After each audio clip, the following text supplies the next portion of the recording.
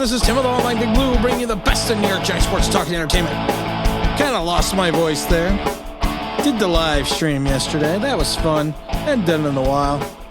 Enjoyed it. Got to talk to a lot of people I haven't talked to in a little bit. Getting ready for the New York Football Giants to start training camp on the 27th of July. And we also have Fan Fest coming up August 11th.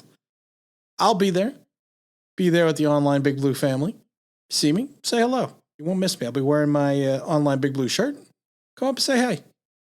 Wanted to talk about the Giants defense, but I want to break down we did a video yesterday about positional group. We're going to do a video again today, and we're going to do the secondary, but we're not going to do the full secondary. We are going to do the cornerback position because I think it's going to be interesting.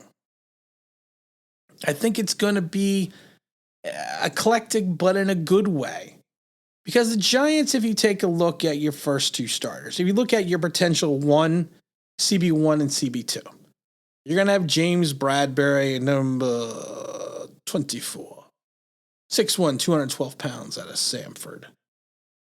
27 years old, 6 year in the league. Good. You know what? He was as good as advertised. He was a Gettleman find back in Carolina who got his payday. And he proved to be more than worth his payday. He played almost 100% of the snaps on defense. But the problem was he was lacking. He was lacking a CB2. He was lacking a Robin to his Batman. And we think we've found that in Adoree Jackson. Now, Adoree Jackson, of course, is coming over from the Titans. Coming off the injury. The knee injury, which should be interesting. Number 22, 5'11", 185 pounds, 25 years old, out of USC. I don't want to say an up and down career, but he had an interesting career. He showed the flashes and the potential, and I think he's a good fit in the CB2 position. I think, though, if you go outside the New York bubble, almost the entire league was a little perplexed when the Giants gave him that contract. I mean, you read the Twitter and people are like, well, the Giants were the only team to give a raise to a guy who couldn't play a full season, is coming off a major ACL surgery. But if he comes back healthy, and it's not like coming back from a knee injury from 20 years ago, if he comes back healthy and he comes back full strength and he has the trust in the knee, he is going to be a good cover guy with James Bradbury. So hopefully you solidified your position. Your starting position.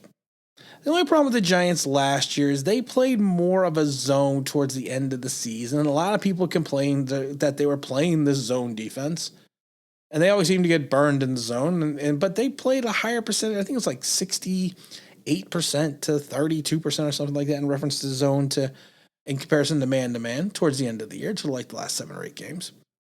Patrick was playing to his strengths. Now, if you take a look out and beyond the starters, it's an interesting group. Of course, you got Williams, the rookie out of Oklahoma State. We don't know what he's going to give us. You got the Jaron Williams out of Albany. You don't know what he's going to do. You also got Robinson that we took out of UCF. I like Robinson a lot out of UCF. I really do. Like I said, we have a UCF alum in the house, so we get to watch Rob. We got to watch Robinson quite a bit. I think he could be a good outside. I think he could also, of course, play the slot. But he's going to be competing against Darnay Holmes.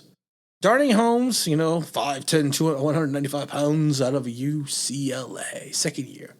Up and down rookie season. Showed a good style, a good progression early on, and then the career arc kind of went down. He kind of missed some time. He lost some snaps, so especially when Xavier McKinney came onto the scene. Xavier played somewhat in the slot. Is he going to be the full answer at the slot corner? I don't know. Is Robinson going to take his spot? You never know. Also on the list, I think it's going to be interesting, is going to be Madre Harper out of Southern Illinois, 23 years old, 6'1", 195 pounds. Second year in the league. We snatched him off the practice squad from the Raiders. We stole him. And like I said it before, he's special, yeah, his special teams. But I think he is a guy that maybe, I mean, he's a fast guy. He's a big guy. I don't, we have to see exactly what his talent is going to translate to with the Giants, maybe after having a full camp. We'll have to see, we got to give him the benefit of the doubt. But I think, I think the interesting perspective of this Giants secondary, the corner position, is going to be, and it could be a guy in it, another guy, because the other day I had to say Evan Ingram could potentially be a bright spot, and I'm actually rubbing my head. I'm also laughing because someone dubs yesterday Evan Ingram king of the almost catch. That, of course, will go hand in hand with king of the almost sack. We have to make a king of the almost catch sound effect. But there's a guy on the Giant roster. He's 6'1", 190 pounds, 25 years old, out of Boston College, who could be a pivotal linchpin in the Giants defense. And I'm laughing because it hurts. This one hurts even worse than Evan Ingram. That's Isaac Yiadom. Isaac Yiadom played out of necessity, and he played poorly at times. Third round pick, number 99th overall by the Denver Broncos in 2018. He was, of course, traded for that 7th round pick in September. I think it was September 3rd. Played 45 games in his NFL career, started 19. Has a total of 100 tackles, 55 solo, 1 interception, 12 pass defenses, 1 forced fumble, and 8 special teams tackles.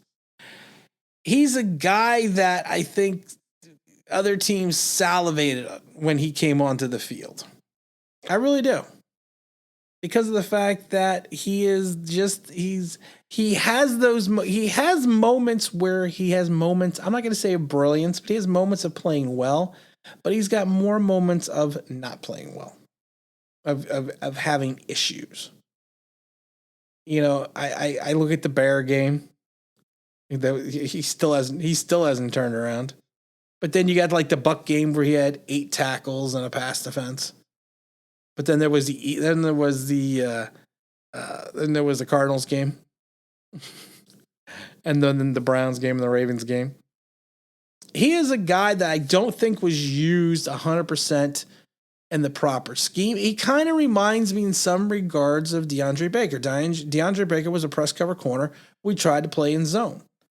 And I think we kind of did the same thing with Isaac Yiadom. And I'm not saying that they're both on the same talent level, but I think if you allow Isaac in proportion to play more of a press cover corner, that he could potentially have a bigger role on this team. And I know that it pains me to say that because I'm the guy that tried to start a GoFundMe page to get a bus ticket for Isaac Yiadom out of town. But he could potentially play a role on this team. Now, because you also remember, someone like Sam Beal's probably not going to be here. And I'm not sure if I want either Holmes or Robinson or Williams or the other Williams or Smith or Harper backing up Adoree Jackson or James Bradbury on the outside. I think if Isaac to me could be like Nate Solder. I like Nate Solder in the swing tackle position because I think Nate can come in, fulfill a role on a short-term, limited basis. And it's scary to say, but I think Isaac Yiadom can do the same thing. I think our corners are going to play well. I am a little concerned about the slot corner, but like I said, that's why we went out and got Robinson. But I have a feeling that Isaac Yiadom could play a pivotal role in the New York Giants 2021 defense. And again, this is Tom with Online Big Blue, bringing you the best in New York Giants sports talk and entertainment. And as always, if you could maybe subscribe, reading up anything in the news, that'd be awesome.